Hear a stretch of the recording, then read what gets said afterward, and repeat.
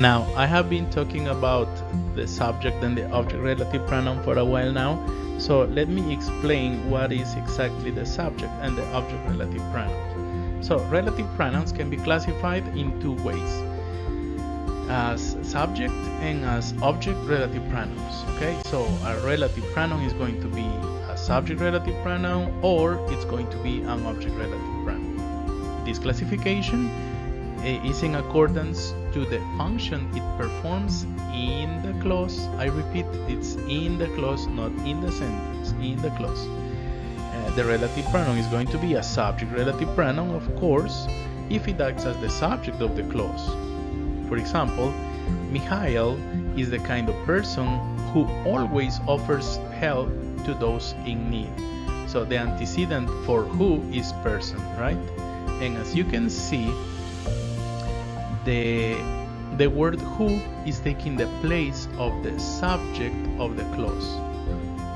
But how do I know that the subject of the clause? Well, do you see any other possibility for a subject? Not always, because always is an adverb and offers is a verb, right? So who is actually the subject of the clause. The next example reads, a place that brings happy memories to Paula is her childhood home. Now, the antecedent for that is the word place. A place that brings happy memories to Paula is her childhood's home. I want you to check that the word that is acting as the subject of the clause. How do I know it's acting as the subject of the clause? Well, is there any other word that could be performing the role of a subject here? Do I have a noun? Do I have a pronoun? Or do I even have a noun clause between that and the verb? No, right? So by force, that is the subject of the clause. I am going to make the classification of the object relative pronouns easy for you. The reasoning is simple.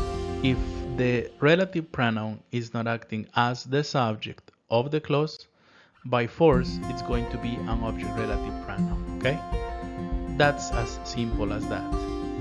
Now, we say that the relative pronoun is going to be an object relative pronoun if it acts as a sort of object in the clause. But we will also classify adverbials and genitives as object relative pronouns. So we are going to classify why, when, and where when they are introducing relative clauses, of course. When they are introducing relative clauses, we are going to classify them as object relative pronouns, the same as whose. When the relative pronoun whose is introducing a relative clause, we are going to classify it as an object relative pronoun. Now check these examples. Mirna has met someone that she thinks is her soulmate. I want you to check that the word that, in this case, is not acting as the subject of the clause. The subject of the clause is she. So that is an object relative pronoun. The man whose reaction was unexpected turned out to be a spy. The subject of the clause is reaction. Whose is acting as a genitive, right?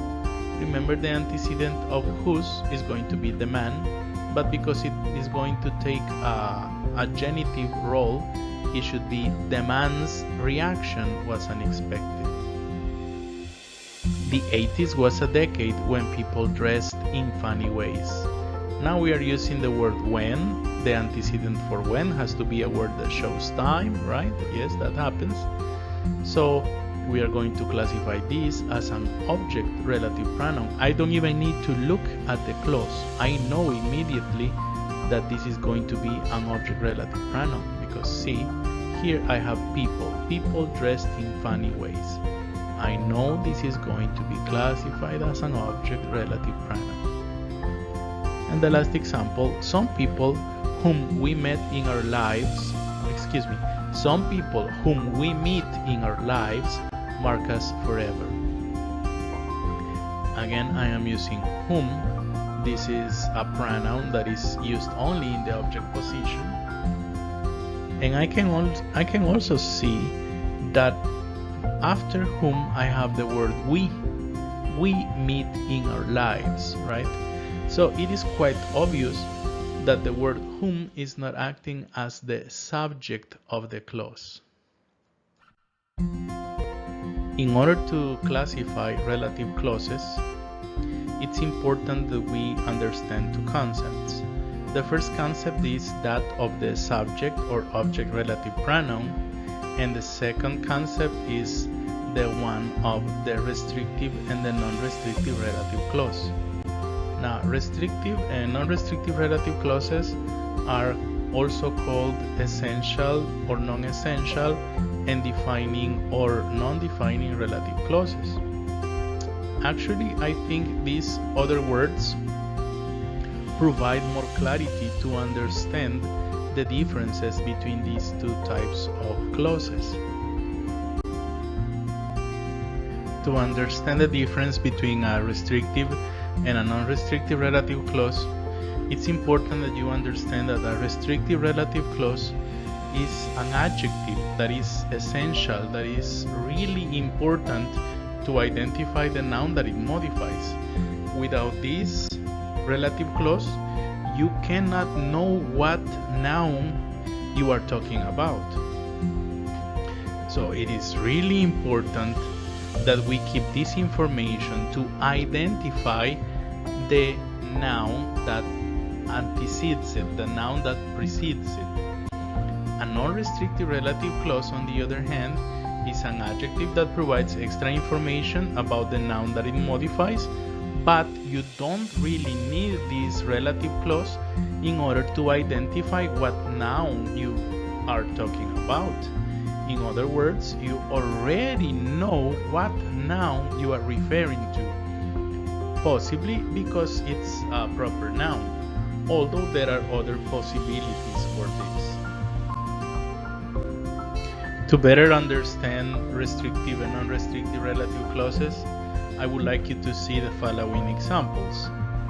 I have a friend who doesn't own a TV set. The relative clause, who doesn't own a TV set, is essential to identify what friend I am talking about. Most likely, all of us have at least two friends, right? So, which friend am I talking about? I have a friend. Okay, which friend? Oh, I have a friend who doesn't own a TV set. The rest of my friends, they have TVs. But this one doesn't own a TV. So it helps me to identify the noun that I am talking about. And that is why this is a restrictive relative clause. The next example. The man who tried to kiss Kenya got a punch instead. Again, this information is essential to identify which man I am talking about. Because if I don't specify which man I am talking about, I could be talking about any man, right? But I'm not talking about any man. I'm talking about a man specific, the man who tried to kiss Kenya. So that's how I identify which man received the punch. Not any man, the one who tried to kiss Kenya. So the relative clause is essential to understand the noun that it precedes. I would like you now to check these non-restrictive relative clauses in order for you to observe the difference between the previous examples. Check the first one. Jackson has met Shaniqua, who attends church every Sunday. In this case, this relative clause is extra information, but it doesn't help me to identify who I am talking about. Jackson has met Shaniqua. That's it. Who attends church every Sunday is extra information about Shaniqua, but I don't need it to identify it. The latest BBC report, which my father saw, covered the news on Beirut. Does it matter that my father saw the report in that it covered the news on Beirut? No, right? If my father saw it or not, the report covered still the same news. So this is extra information, but it doesn't help me to identify the report I am talking about. So it is non-essential. One last example. They visited the White House, where lots of impactful decisions take place. Do I need this relative clause to identify the place they visited? No, the White House is only one.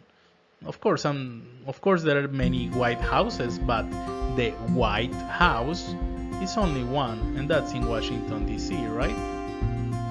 So, all of these clauses are non-restrictive. They carry information that, albeit interesting, is not necessary to identify the antecedent. Non-restrictive relative clauses are always set off by commas. And we need to write these commas because they help the reader to understand that this is a non-restrictive relative clause. And we don't want to confuse our readers, right? So we always write those commas to set off the relative clause, the non-restrictive relative clause, from the rest of the sentence.